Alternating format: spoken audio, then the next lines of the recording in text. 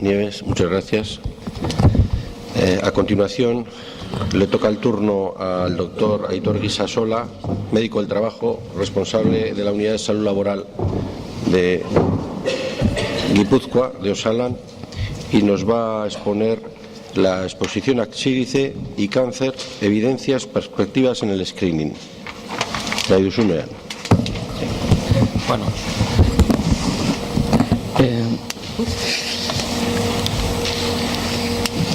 ¿Qué evidencias tenemos de la exposición a sílice y su relación con la aparición del cáncer? La sílice el cáncer de pulmón producido por la sílice en nuestro país no es enfermedad profesional. Y sin embargo, en otros países, en determinadas circunstancias, se reconoce ya. ¿Sí? Sí, se reconoce como un cancerígeno y como cancerígeno pulmonar. ¿De dónde se obtiene esta afirmación? Esta afirmación viene cuando empezamos a revisar lo que es la literatura científica y vamos analizando los datos que se han ido recogiendo en los múltiples estudios que se han ido haciendo a lo largo de todo el mundo. Entonces, si nos basamos en la medicina basada en pruebas, en la medicina basada en evidencias, lo que hacemos es utilizar consciente, explícita y juiciosamente las mejores pruebas disponibles, es decir, las evidencias, los mejores estudios, para tomar decisiones, en este caso, sobre el cuidado de pacientes individuales. Bien, esto, que es una definición muy clínica, nosotros la transportamos también al mundo laboral. Y de aquí es de donde nosotros intentamos sacar nuestras conclusiones y nuestras recomendaciones también referidas a este tipo de cuestiones, no solamente a los medicamentos, los tratamientos, etcétera, sino también a la cuestión de la relación entre las causas y los efectos de determinados agentes laborales. Para trabajar en este ámbito, sobre todo lo que trabajamos es con los estudios que se han ido haciendo, con las publicaciones que hay a nivel de todo el mundo, ¿no?, para poder crear una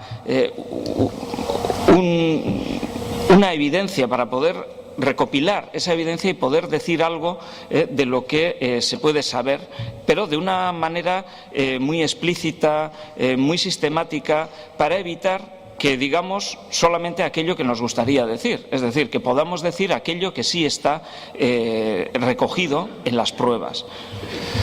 Para ello, bueno, aquí pongo como ejemplo cómo se desarrollaría, por ejemplo, una guía de práctica clínica. Es un poco mostrar cómo llegar a este conocimiento, que es un conocimiento que no generamos nosotros, sino que es un conocimiento que recogemos, sintetizamos, criticamos y finalmente determinamos qué es lo que esto nos dice, y que es, pues eso, un proceso sistemático. Es decir, que cuando queremos ir a por algo, a saber algo, nosotros lo que hacemos es delimitar el alcance y los objetivos de aquello que queremos buscar.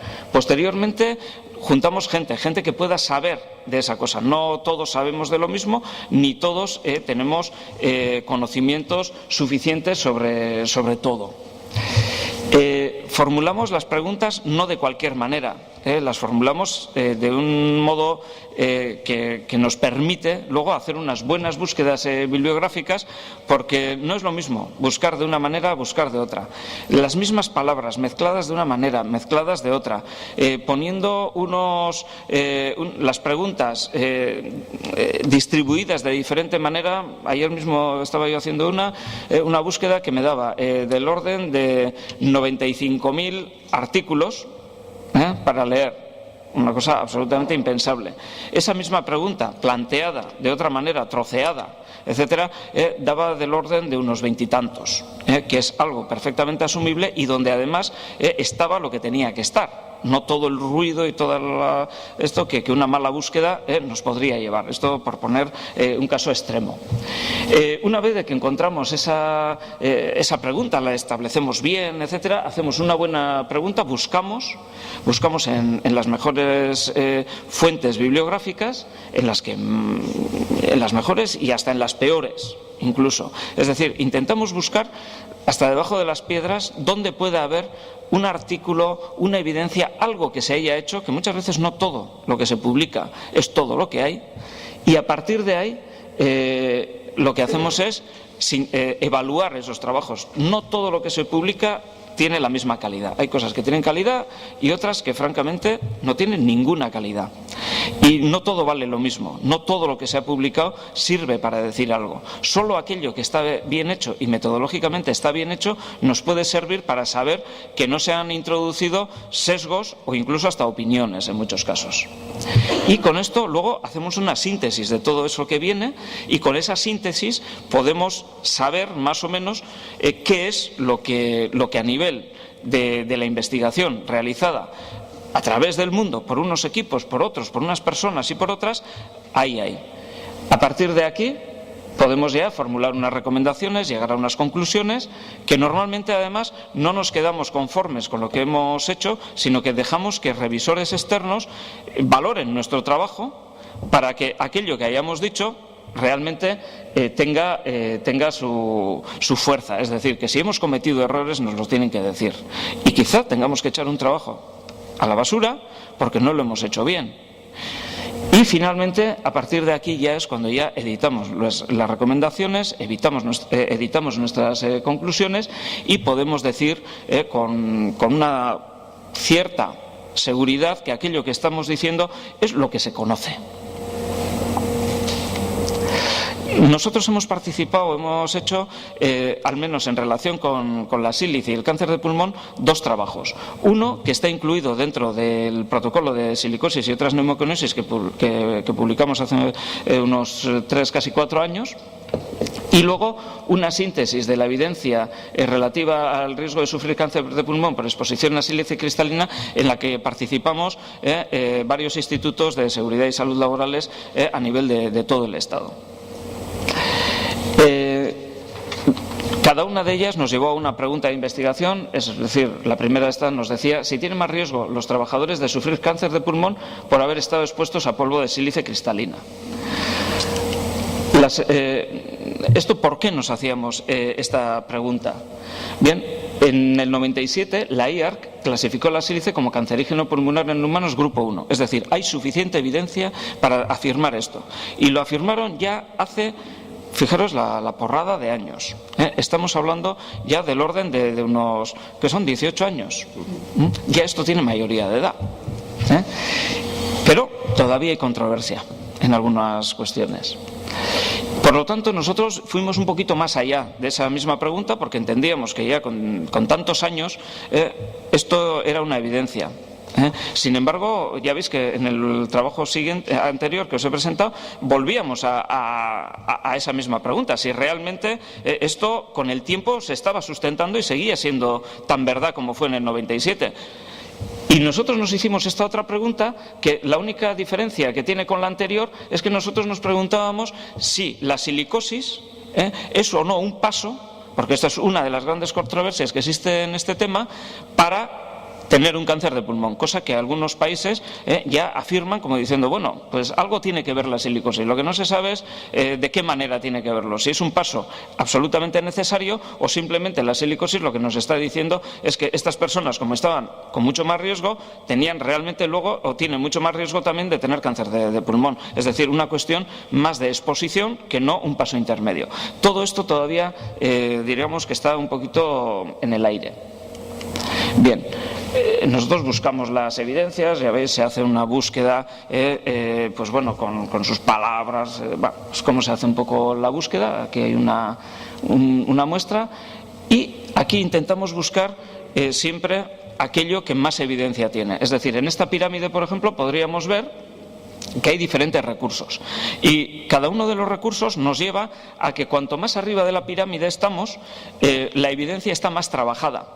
está más recogida, está mejor criticada y ya nos dan productos prácticamente hechos sobre evidencia. Mientras que en la parte de la base de esta pirámide lo que ocurre es que la evidencia todavía no está sintetizada, nadie ha recogido todo lo que hay y no nos da conclusiones claras y tenemos que ir uno a uno a buscar todos los trabajos que existen para poder hacer que este primer paso suba al siguiente, es decir, que podamos ir teniendo una recogida de esos datos y con esos datos podamos llegar a tener un conocimiento no del uno al uno, sino ya un conocimiento que alguien ha trabajado, lo ha trabajado de una forma sistemática, lo ha trabajado de una forma rigurosa y nos podemos fiar mejor de las conclusiones que ahí puedes tener. Es decir, no es lo mismo sacar la conclusión de un solo trabajo que sacar la conclusión de la mezcla de muchísimos trabajos que entre todos ellos nos llevan a poder tener un conocimiento mucho más global y mucho más certero probablemente que lo que tendríamos en el otro caso. Bien, para eso, los trabajos esos que encontramos en nuestras búsquedas bibliográficas, ponemos unos criterios de inclusión, de exclusión, etcétera, que suelen ser muy estrictos en la mayoría de los casos, para intentar evitar que el conocimiento que tengamos sea conocimiento de baja calidad. Intentamos que los estudios que recogemos estén bien hechos, que tengan alta calidad y que las recomendaciones que nosotros podamos dar también gocen de esa misma alta calidad. Y en estos dos trabajos que hemos tenido, pues de esa pirámide, nosotros lo que hemos tenido sobre todo ha sido síntesis de evidencias. Nosotros no hemos trabajado generalmente en estos trabajos con trabajos básicos, vamos a decir, trabajos sueltos, sino que lo que hemos cogido sobre todo han sido síntesis. Cierto es que cuando te lees una síntesis luego vas a los trabajos individuales para ver realmente de dónde han sacado quienes han hecho la síntesis de esa evidencia eso que llegan a poder decir. Bien. Todo lo que encontramos lo leemos de una forma sistemática. Hay plantillas, hay programas que nos permiten ir paso a paso, de tal manera que nuestra lectura no es una lectura por encima, no, se lee con preguntas. Es decir, cuando lees, dices, ¿existe una población bien definida sobre la cual tal? ¿Sí o no? Entonces podremos decir que esto nos está dando una idea de la calidad de este estudio. Es decir, que a medida que leemos, no leemos solo las conclusiones, no leemos solo los resultados. Estamos leyendo, a su vez, cómo se ha hecho ese trabajo, si ese trabajo goza o no goza de calidad y si luego sus conclusiones son o no son generalizables. Y para eso, pues hay diferentes tipos de instrumentos, como pueden ser precisamente pues estos que pueden ser, por ejemplo, los de Osteva o los de Sain, etcétera. Son plantillas de lectura que nos obligan a leer de una manera muy concreta. Bien. Este es el trabajo que se llevó aquí para poder llegar a elegir qué estudios íbamos a utilizar. Es decir, se sigue todo un algoritmo de pasos, ¿no?, que están todos establecidos para poder llegar a la elección de los trabajos y de dónde vamos a sacar ese conocimiento y sintetizarlo. Entonces, esto es un trabajo que empieza por un montón de estudios, ¿no?, y que al final va a llegar por un montón de pasos a que nosotros podamos demostrar que hemos hecho además un trabajo riguroso. En estos dos trabajos nosotros a lo que fuimos fue a por metaanálisis. Estos serán los que nos iban a dar sobre todo la evidencia. ¿Un metaanálisis qué es? Pues un metaanálisis es un trabajo que recoge otros muchos trabajos, los elige, los estudia y además recalcula los datos de esos otros estudios para poder dar conclusiones no solo cualitativas, sino, a ser posible, también cuantitativas. Entonces, cada uno de los estudios, como las preguntas que tenían eran diferentes, elegimos diferentes metaanálisis. Y a partir de ahí hicimos nosotros una síntesis propia de todo lo que esos otros decían. Es decir, que hay trabajos que ya han recogido todo lo anterior, pero cada uno de ellos lo ha podido recoger de una forma pues un poquito parcelada. Nosotros lo que hacemos es incluso recoger esas parcelas y llevarlas a un conjunto. Y teniendo ese conjunto, podemos recoger varias de las parcelas que afectan a un mismo problema para poder hablar con mucha más propiedad. ¿A qué conclusiones llegábamos? Las conclusiones es que desde un punto de vista cuantitativo, el exceso de riesgo de cáncer de pulmón asociado a la exposición acumulada a sílice aumenta con dicha exposición, situándose entre el 22% a niveles de 1 miligramo metro cúbico años y el 84% cuando los niveles alcanzan 6 miligramos metro cúbicos años. Esta relación, exposición, parece ser que pudiera tener un umbral. Y esto es algo que se está postulando. Es decir, que no por haber estado expuesto a muy poquito vas a tener un cáncer de pulmón. Probablemente para poder hablar de que la probabilidad es suficiente para establecer esa relación hay un cierto umbral. Y este umbral estaría aproximadamente, en las estimaciones que se han hecho, sobre 1,84 miligramos metro cúbicos años. Claro, estamos hablando de exposiciones acumuladas. Es decir, una persona expuesta a 0,1 durante 10 años nos está sumando 1 miligramo metro cúbicos años. Lo cual queremos decir que en los niveles actuales de exposición, el límite de exposición, durante 10 años, ahora va a bajar a 0,5, con lo cual fijaros dónde nos ponemos, no estaríamos ya en unos niveles de riesgo de cáncer con un aumento ya de un 22%. Con lo cual, haceros a la idea de que 1,84 no es tan difícil de alcanzar. Esa misma exposición durante 20 años ya nos ha puesto ya en el umbral. Y se ve efectivamente que hay una curva dosis-respuesta. Bien, los diversos trabajos nos van diciendo que, por ejemplo, este autor nos decía que en no silicóticos prácticamente el riesgo no habría. Sin embargo, en silicóticos sí, y ya os digo ya en silicóticos fumadores, el riesgo se dispara. ¿No? Pero, sin embargo, un riesgo de 2,37 en silicóticos nos está hablando de una fracción de riesgo atribuible a la sílice para un cáncer de pulmón, cuando una persona es silicótica, en la que prácticamente podemos decir que la fracción de riesgo atribuible de un cáncer de pulmón en un silicótico anda por el 60%. Un silicótico, cuando tenga un cáncer de pulmón, de 100 silicóticos, 60, o sea, de 100 cánceres de pulmón en silicóticos, 60 seguro que serán por esto. Otro, Erren, nos habla de otros datos y en este caso nos habla también de algo similar, pero en no silicóticos.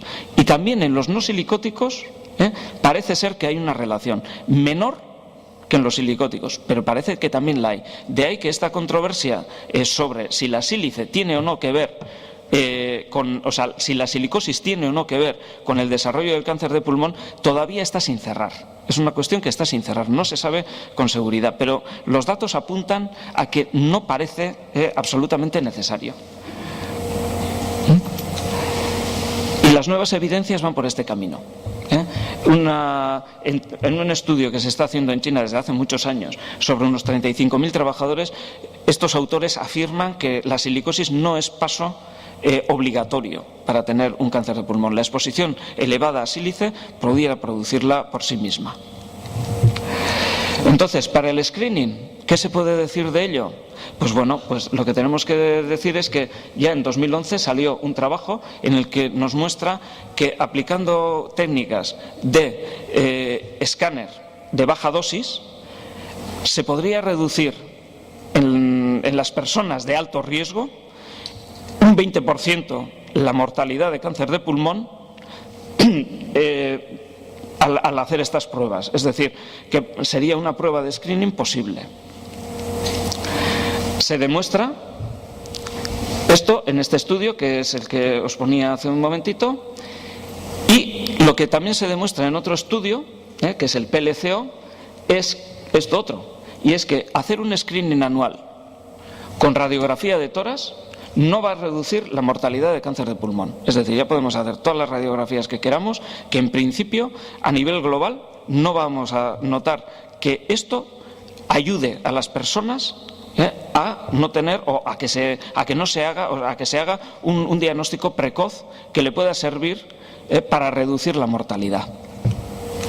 Esto Esto mismo se ha recogido ya también en las revisiones Cochrane, que nos hablan de este tema, y lo que se está viendo es que de poderse hacer algo a nivel de técnicas de imagen, desde luego la radiología no nos va a servir, no va a reducir la mortalidad de cáncer de pulmón porque hagamos radiografías, eso no nos va a llevar probablemente a ningún sitio, pero sin embargo hacer estas técnicas de escáner de baja dosis, pero habrá que definir ahora quiénes son los grupos de alto riesgo. Bien, ha habido guías ya en Estados Unidos, algunas de ellas nos hablan de que hay que tener en cuenta no solo el tabaquismo, que es sobre lo que se han hecho los estudios, sino también factores laborales que nos pondrían al mismo nivel de riesgo que los grandes fumadores. Otros no están de acuerdo con esto y entonces hay un debate enorme, sobre todo en Estados Unidos, a este nivel. Por lo tanto, hay que tener en cuenta lo que estos trabajos nos dicen. Es que vamos a radiar gente, es que además puede haber personas a las que se les va a someter a pruebas que de otra manera no les hubiéramos sometido, porque pueden aparecer también muchos falsos positivos, y esto nos podría dar que pudiéramos crear grandes problemas en las personas que se someten porque se les dé un posible diagnóstico de un cáncer cuando no lo tengan. Con lo cual, todo este tipo de factores hay que tener en cuenta antes de tomar las decisiones respecto a cómo hacer un screening sobre el cáncer de pulmón, que en este momento está bastante claro en el tema de los grandes fumadores y que ahora se tendría que ver cómo poder llevar esto al ámbito también de los factores laborales, que quizá estén también en muchos casos mezclados con ellos. Bien. También en Estados Unidos, en este momento, sale no solo esto, sino un tema económico. Es decir, no es lo mismo hacer una placa que hacer un escáner. Esto cuesta mucho dinero y además luego vienen todas las pruebas que quizá haya que hacer para confirmar o descartar. De tal manera que Medicare, Medicaid, que son los seguros sociales en Estados Unidos, en principio dijeron que no lo iban a pagar. Esto llegó al Congreso de los Estados Unidos. Se han hecho estudios sobre el coste-efectividad de todo esto. Estos estudios nos están diciendo que estaría cada año en calidad de vida ganado estaría alrededor de unos $81.000, por debajo de los umbrales de $100.000 que se ponen para decir si algo se puede poner en marcha o no se puede poner en marcha. Es solo un estudio, habrá que hacer más. Pero al final estos han aceptado hacerlo y ya en Estados Unidos se está haciendo. ¿Cuándo nos va a llegar a nosotros? Pues, hombre, a la velocidad de la luz no solemos ir, y creo que tenemos todavía mucho que andar en esta controversia que existe en estos momentos, y habrá que ir estudiando las cosas con calma para poder dar recomendaciones que puedan ser realmente factibles para todos. Venga, eskerrik asko.